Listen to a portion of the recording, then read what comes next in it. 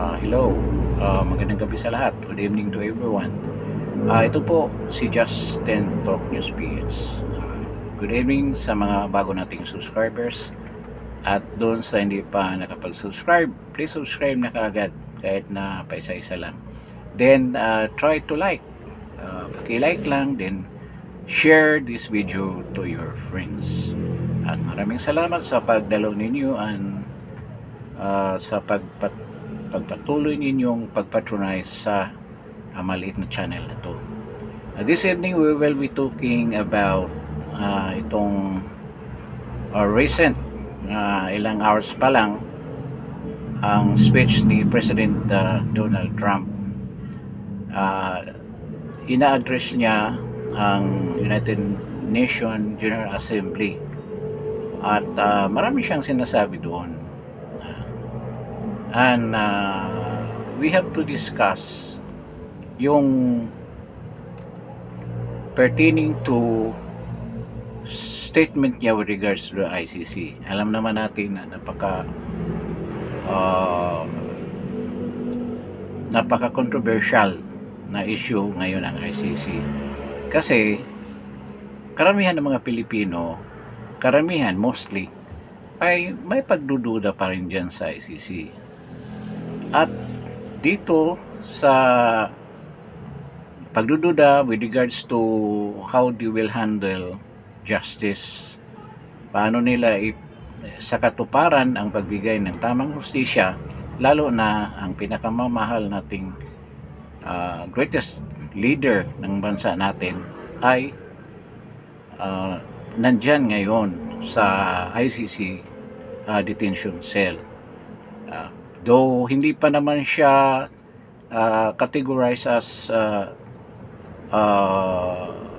an accused dahil suspect pa lang siya ngayon, wala pa namang arraignment, and there is yet to prove. That's by September, napakatagal ng proseso nila dyan sa pagpresenta lang ng mga evidences with regards to the cases, mga charges na binigyan nila laban kay President Duterte. It will take around 6 months for that to start. So napakabagal na sistema ng pinapractice ng ICC. So tungkol naman dito sa bagay na yan, i-discuss natin yan later. But we have to talk about what President Trump said in his last statement when he addresses the UN General Assembly this afternoon. So, ano bang sinabi ni President Trump with regards to ICC? Actually, yung statement niya, he condemns, he lambasted and discredited the ICC. Ang sabi niya, the ICC has no jurisdiction supposed to be on any country in the world.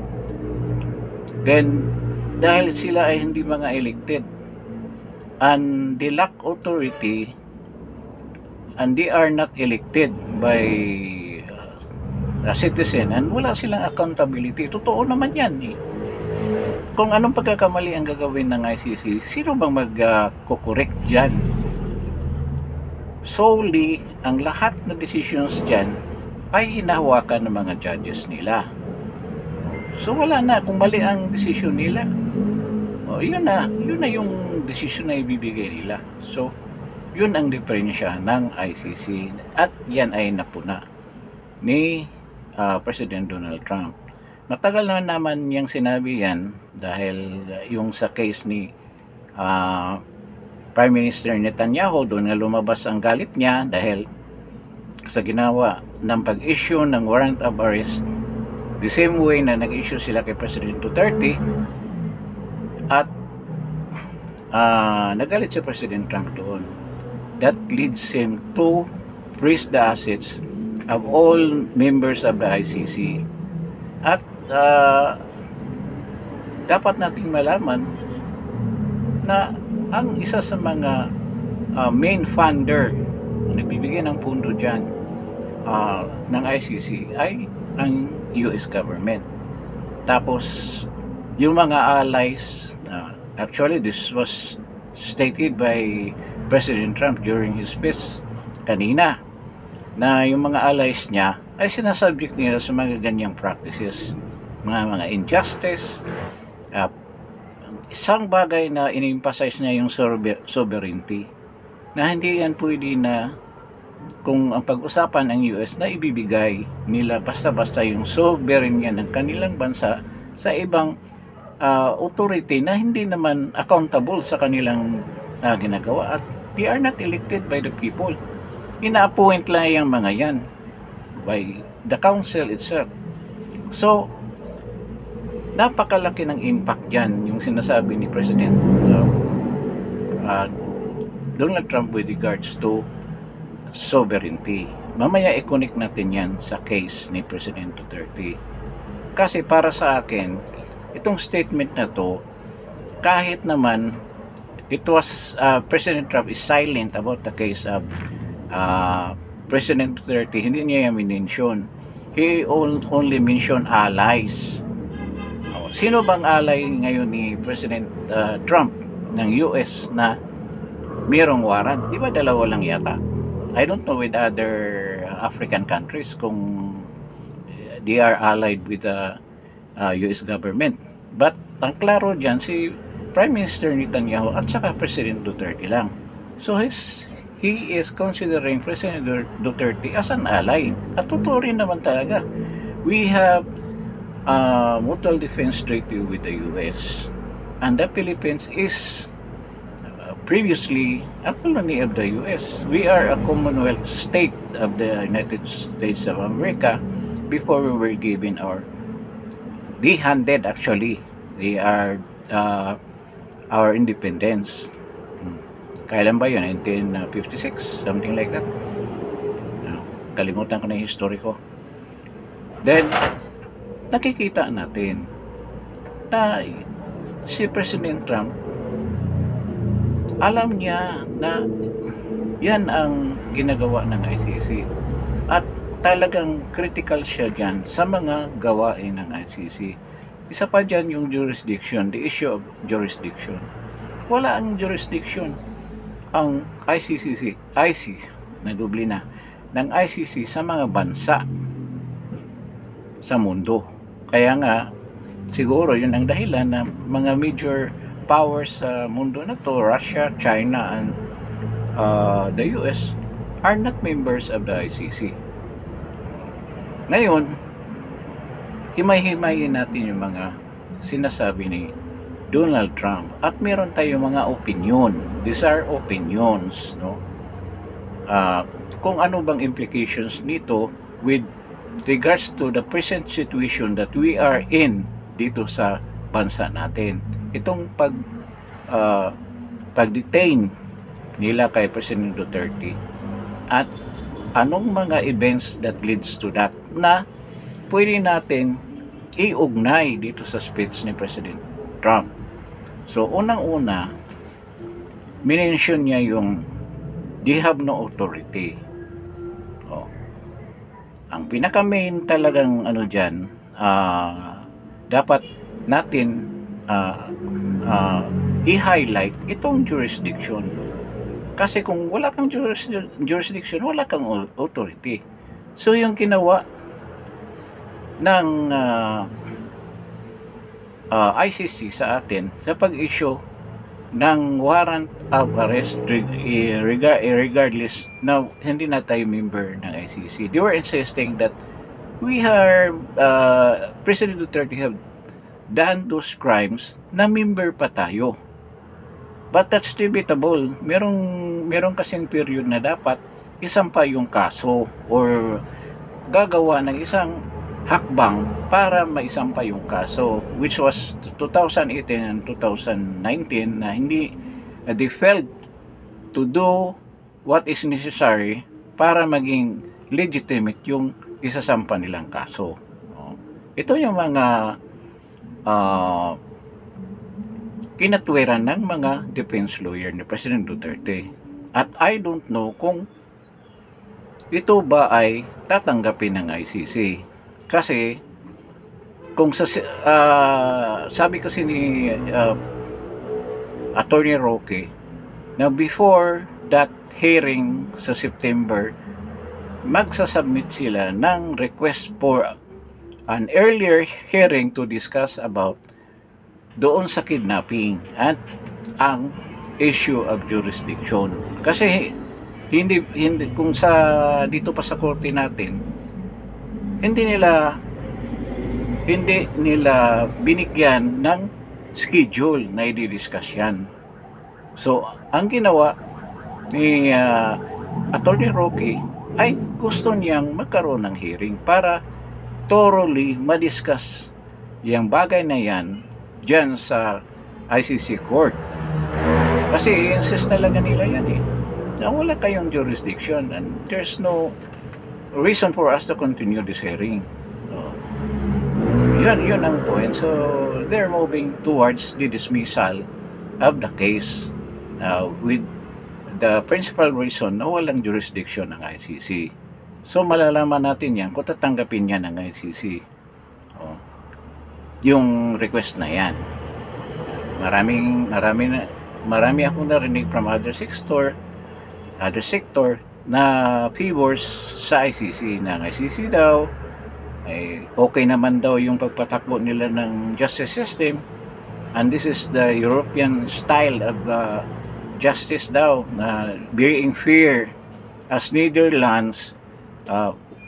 Talagang habin daw yan ng mga peace loving and justice loving, and they always exercise ang right implementation ng hustisya, regardless daw kung anong race mo. So malalaman natin ngayon, kasi iba naman ang statement ni President Trump that itong ICC is a product of the globalists, those people that are aiming to have a one government world. So global system, isang global system lang ang gusto nila mangyari. So parang it is connected with socialism. So yun naman ang ayaw ni President Trump, dahil daw ang US is a democratic country and they love, or what is important to them is patriotism sa bansa nila. Yun ang sabi ni President Trump. This is contrary to some opinion na nandiyan sa Europa, praising the practices of the ICC. Pero nakikita din naman natin na mostly, sa bagay, sinacharge din nila si President Putin ng Russia. So hindi natin masasabi na usually ng mga inisyon nila ng warrant of arrest ay yung mga small countries like those countries in Africa. At yun din ngayon ang nakadetain dyan sa detention cell ng ICC dyan sa Rotterdam. So, yung question nga dyan sa jurisdiction. Ngayon, iugnay natin sa ginawa ni PBBM. Lagi niyang sinasabi na walang jurisdiction.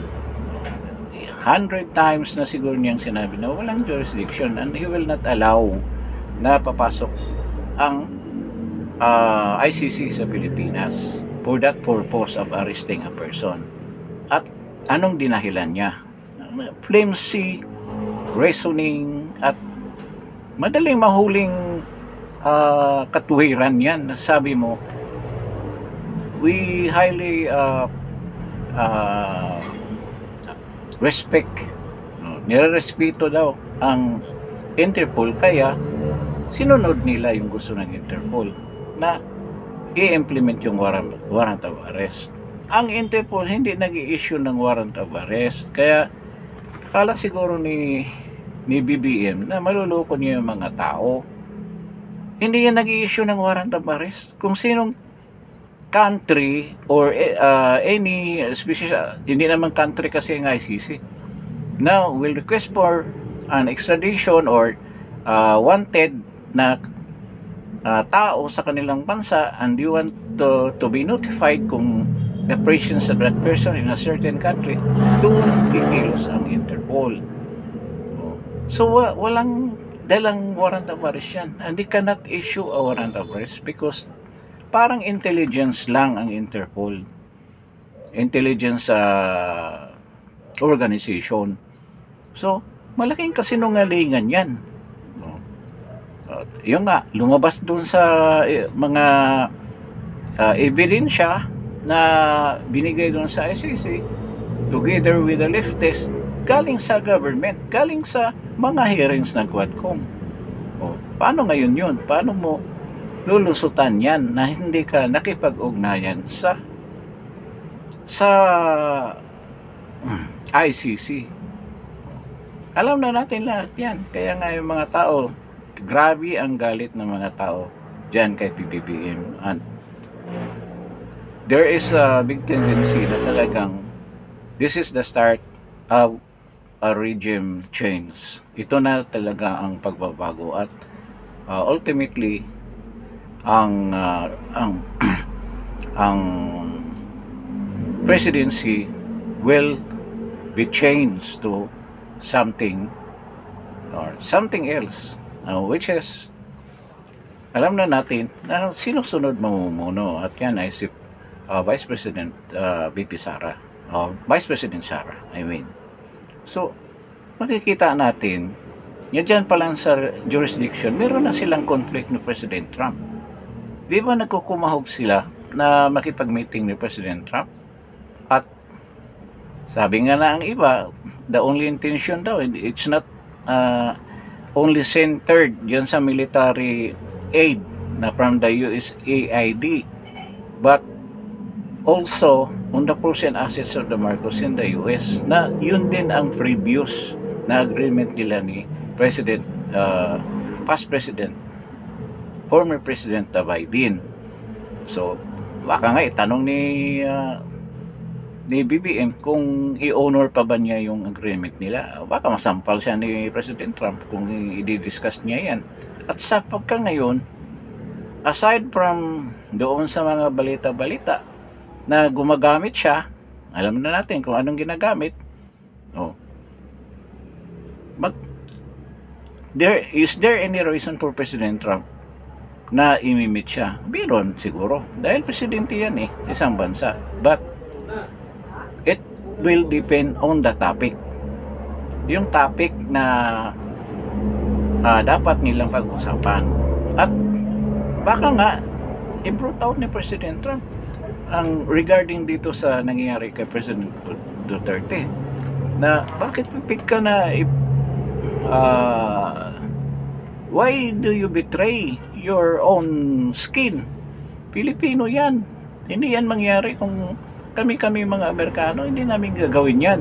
Malamang yun ang sasabihin. Pangaralan yan ni President Trump kung mag-uusap sila. At I don't know kung darating sa point na yan, nahaharapin pa siya ni President Trump na ang daming issue laban kay PBBM.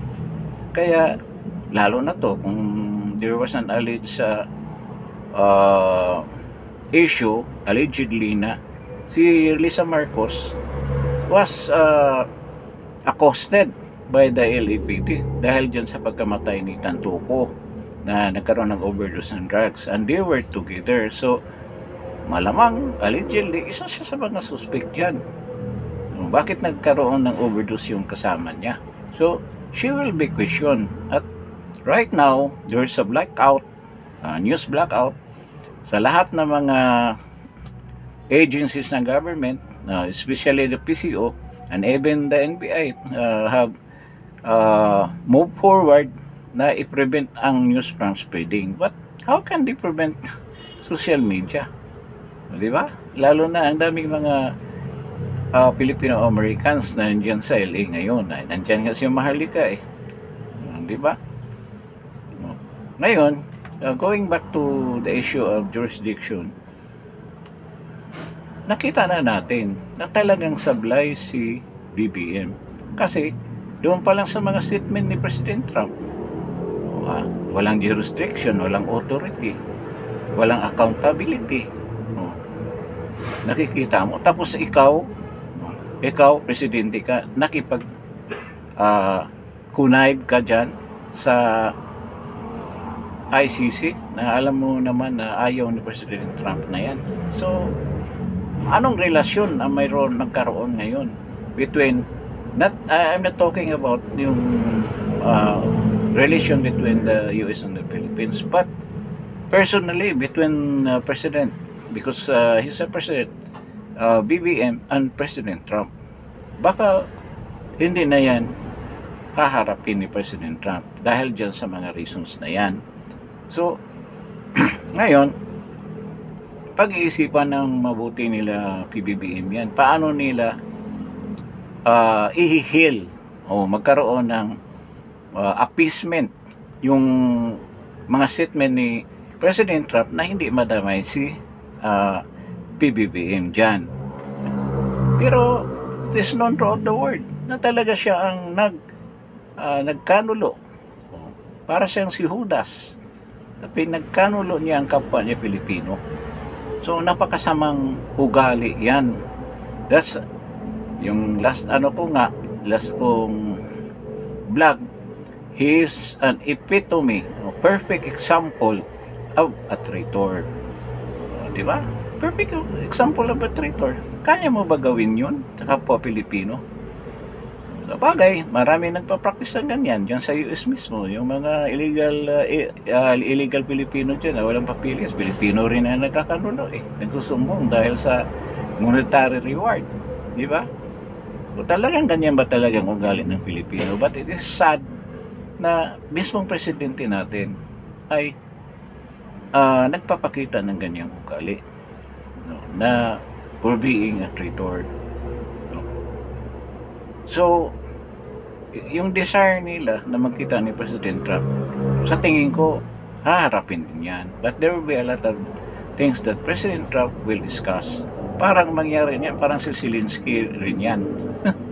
Pero hindi naman siguro yan na magkainitan sila sa Oval Office.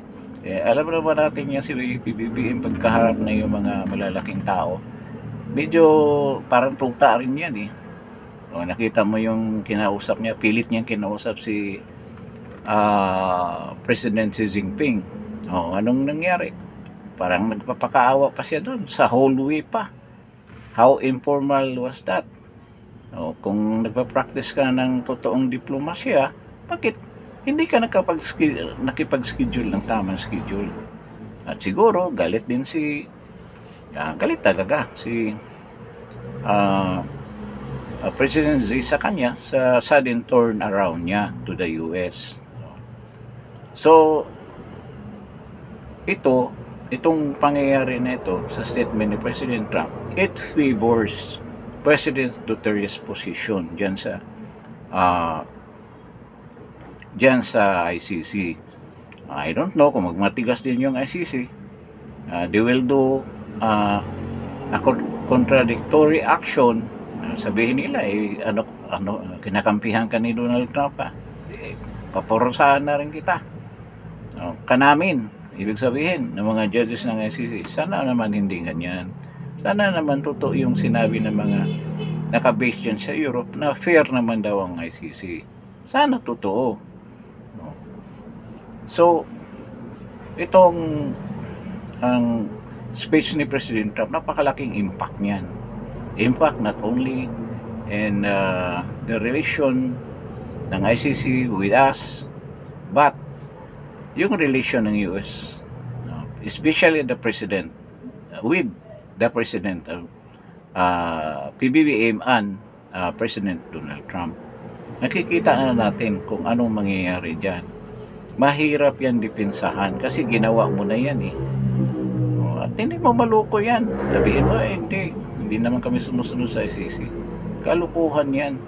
At nakikita yan ni President Trump. At doon kahit na silent siya doon sa case ni President Duterte kasi napaka conflicting din dahil totoo naman na kaibigan sila ni President Duterte at hindi sila kaibigan ni PBBM. Hindi pa yata sila nag-meet even once. So, na binabalanse din ni President Trump yung mga sinasabi niya. Oh. Kasi napaka-controversial yung nangyayari. Kaya mismong Pilipino ang nagsusuplong, ang nagkanulo ng kanyang kapwa Pilipino na presidente rin. So, di ba mabigat yan? So, kung naisip siguro ni President Trump, ay hindi ko pakialaman yan dahil sila rin naman na nagsisiraan dyan. And that's purely political.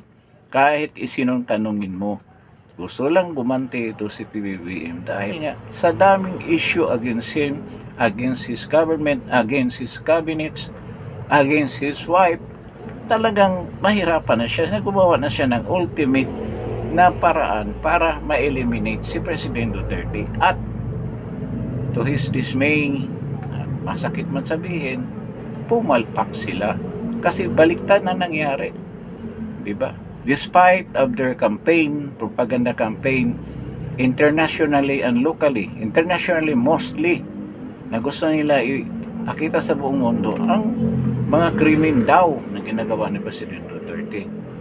But dahil nga sa mga OFWs natin na lumabas, and they were the one who are explaining kung ano bang katotohanan talaga sa pangyayari ito sa Pilipinas.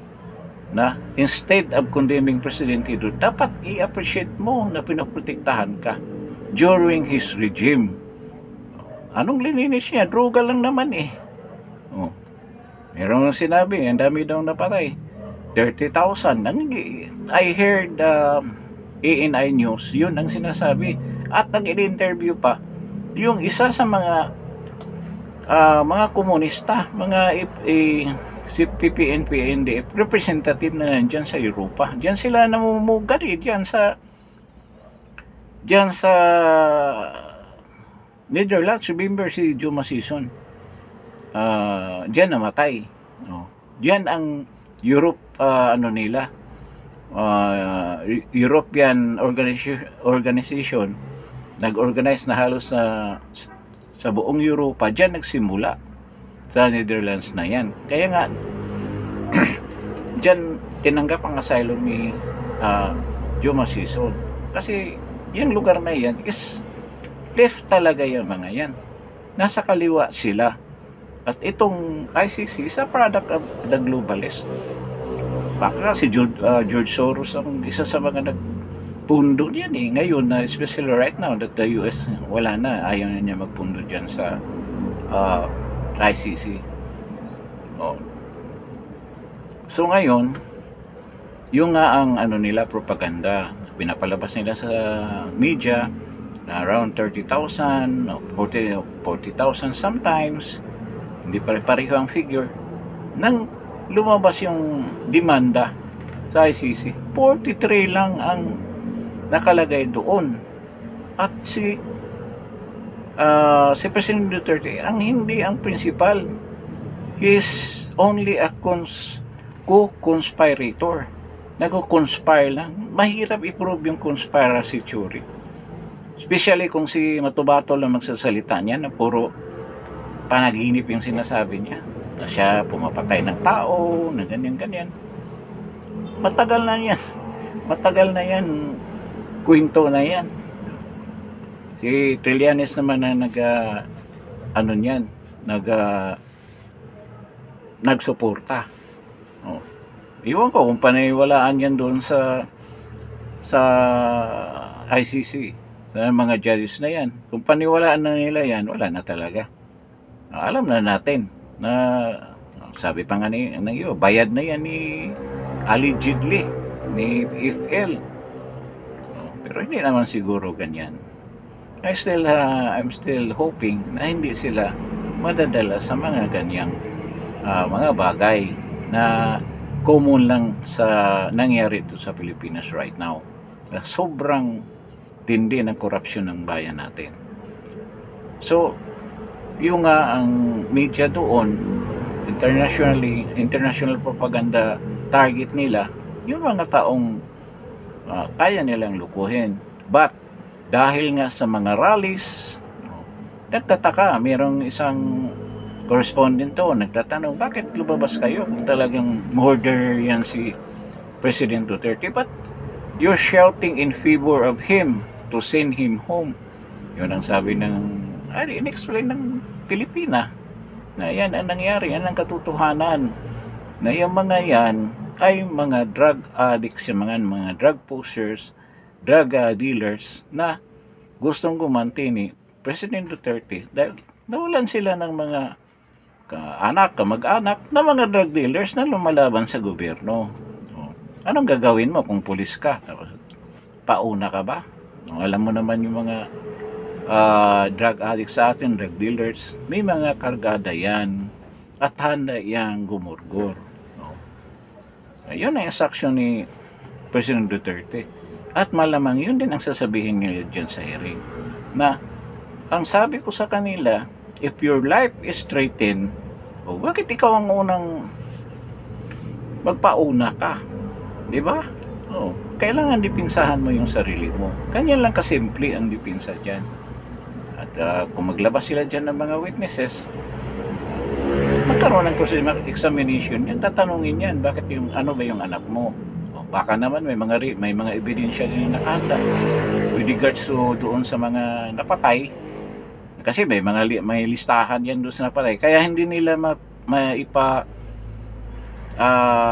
liwanag kung bakit umabot ng 30,000. Napaka-imposible mangyari yan, may records pa kayo dyan. So siguro dito sa 43 na sinama nila dyan sa demanda, yun lang ang meron mga papilis at mayroong ebidensya. At with the President Duterte being the past president, alam niya meron na siyang mga dokumento dyan with regards to the defense, kung paano dipinsahan yan, kung aabot pa ng depensa ng point na yan on the trial. Pero kung hindi na, wala na yan, hindi na yan mapag-usapan. So ito nga, medyo maganda yung pangyayari dahil nga sa statement ni President Trump na it favors sa situation ni President Duterte, and hopefully makikinig itong ICC. They will be reminded na si President Duterte is the past president of the Philippines, and the Philippines is our ally, di ba? So I don't know, alam mo naman ang ICC, but right now sa totoo lang, maraming balita rin na I've heard from foreign European TV stations, broadcast nila,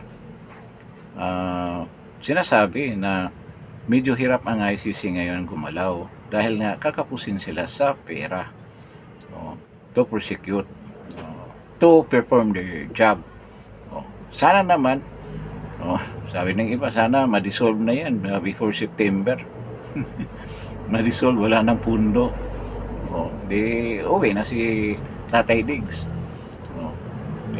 Meron ding iba naman to, yung with regards to, kasi marami nagbalita-balita na nakauwi na raw si President Duterte. Huwag kayo maniwala dyan. Ibang vlogger kasi nagtitake advantage, lalo na yung iba na gusto magkaroon ng maraming views. Yun talaga ang target nila, despite na alam nila na hindi totoo yung sinabi nila. Marami rin yung nagkiklik sa kanila, nag-view sa kanila. Meron ngang isa na in 12 hours lang umabot ng 234 views. So mag-ingat kayo, 234,000 views. So mag-ingat kayo sa mga ganyan. Huwag kayong click ng click. Baka nga bait lang yan eh.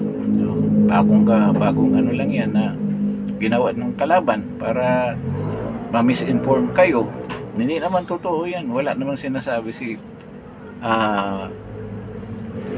Attorney Roque na makauwi. Ang sinabi niya na gagawin niya ang paraan para makauwi si President Duterte. Gagawin pa lang. So huwag kayong maniwala kaagad sa mga ganyang kwento. So ito nga yung with regards to President Trump, yun na ang pinaka buod doon sa sinabi niya.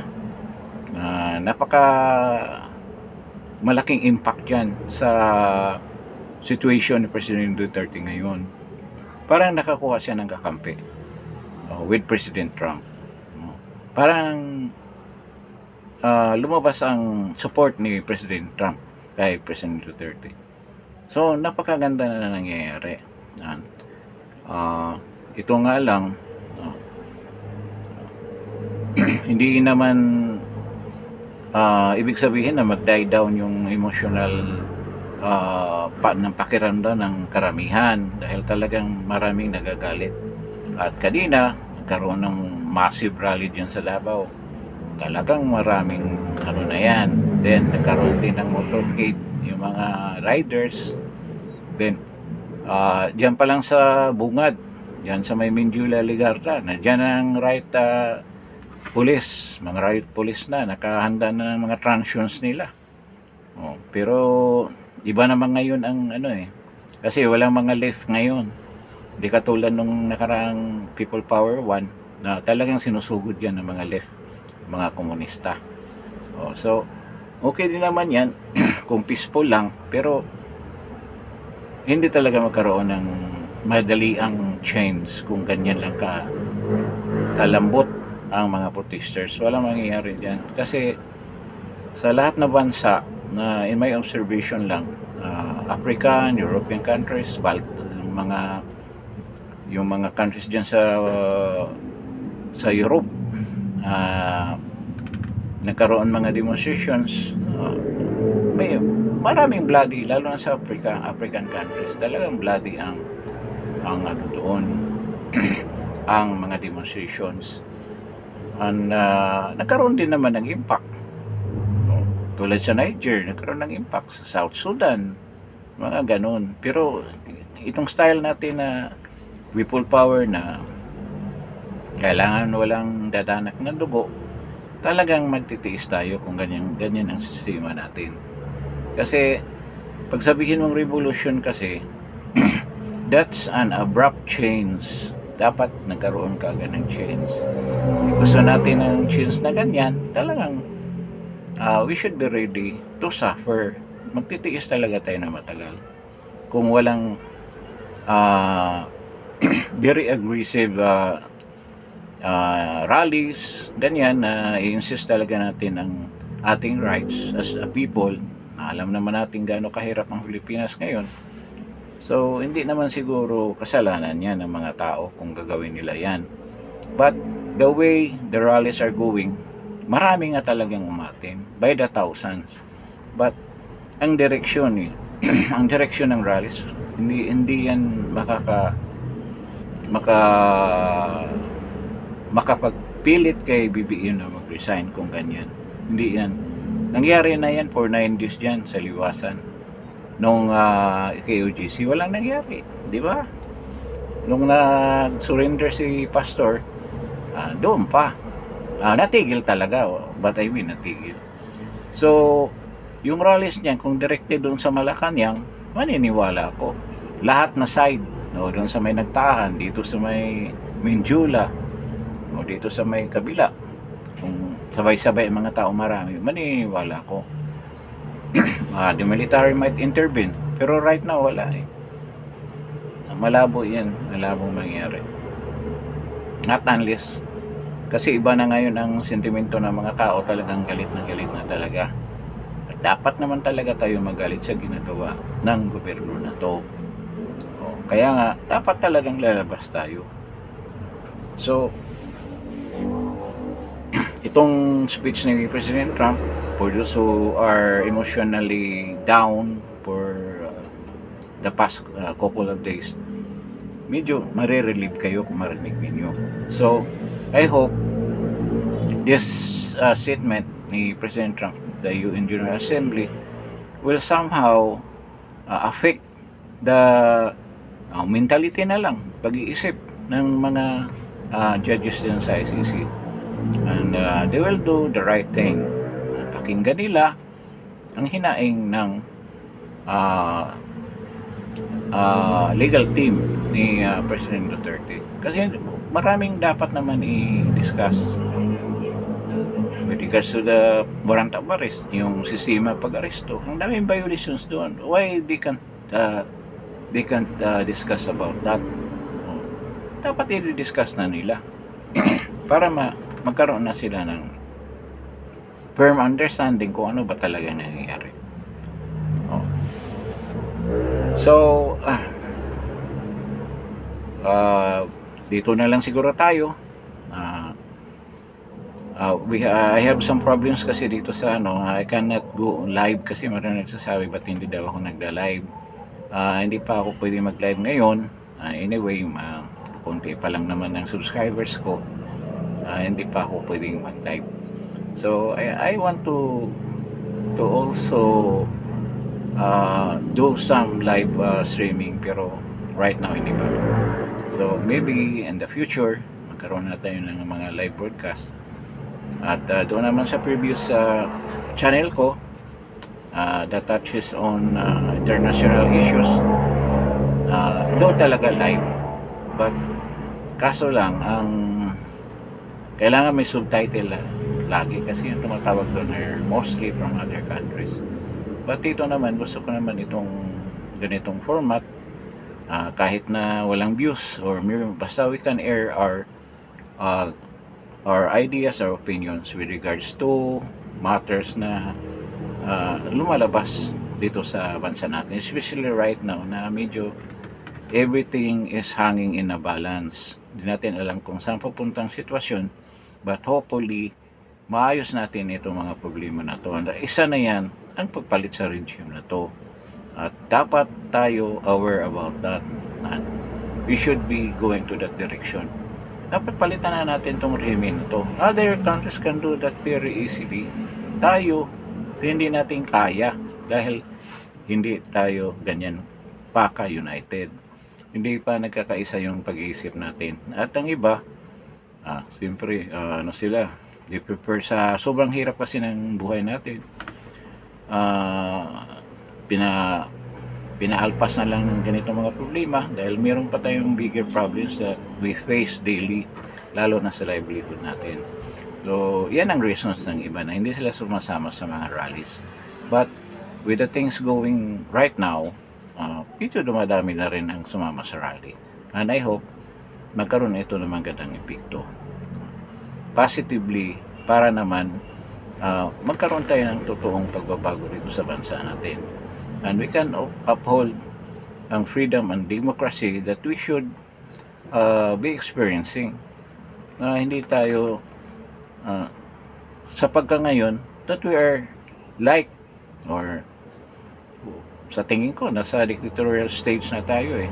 It is not as announced lang. It is an unannounced martial law, ibig sabihin. So despite of that, let's keep on fighting, lalo na ngayon. Let's keep on fighting. Whatever will happen, whether it will be bloody or not bloody, kasi mahirap din naman sabihin natin na kailangan bloodless. Parang si Bongbong, bloodless bloodless sa war on drugs.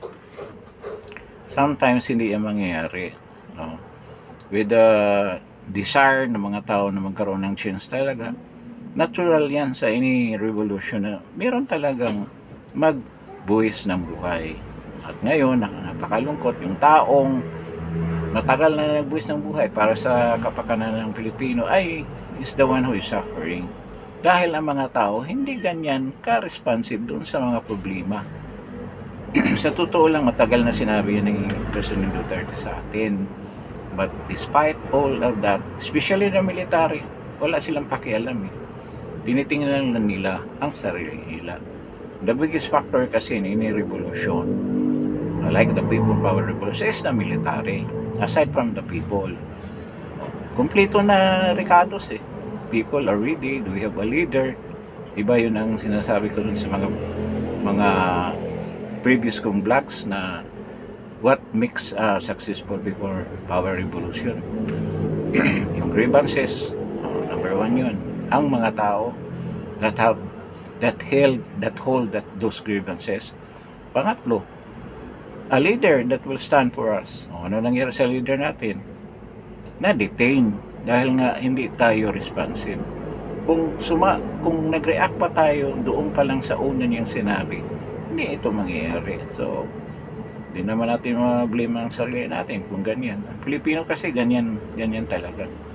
Then, ang military talaga, sila talaga ang may hawak ng isa sa mga main reason na magkaroon ng very successful people power revolution, at yan ay absent right now. At sila PBBM, alam nila yan kung ano bang mga ingredients yan sa successful people power revolution, and they are preventing that through the use of money, na pera natin, pera ng kaban ng bayan. Napakalungkot. Parang ano tayo eh, sabi pa nga nila, linutos sa sariling mantika. Yun na ngayon. So, this is very sad, but wala tayong choice but to fight. To fight our right, to preserve, defend our constitution, then preserve and defend our democracy. Mga democratic institutions natin dapat ma-preserve natin, na hindi tayo totally delve into something very sad, which is martial law regime na nangyari na sa kapanahonan ng tatay niya. So dito na lang siguro tayo for this vlog, and I hope next time usap din tayo ulit if some serious topic will come out. Maraming salamat po. I encourage you to join the rallies, pocket rallies man yan, so that you can air your sentiments. At kung emotionally bothered kayo, join a rally para doon mo maibuhos ang iyong emosyon, yung galit sa pangyayaring nagaganap ngayon sa bayan natin. So with this, maraming salamat at good evening. At before anything else, kindly subscribe. Subscribe naman kahit pa isa-isa. Then share it to your friends. Then press like. So, pakishare naman to doon sa mga kilala ninyo. Then press like para naman mabubuhay itong maliit na channel na to. So with this, magandang gabi sa inyong lahat. At good night doon sa mga OFWs natin that are actively joining the rallies throughout the world. Halos lahat na panig ng mundo natin ay meron ng rally in favor or supporting President Duterte. That's a good news. Maraming salamat po, at see you in my next broadcast.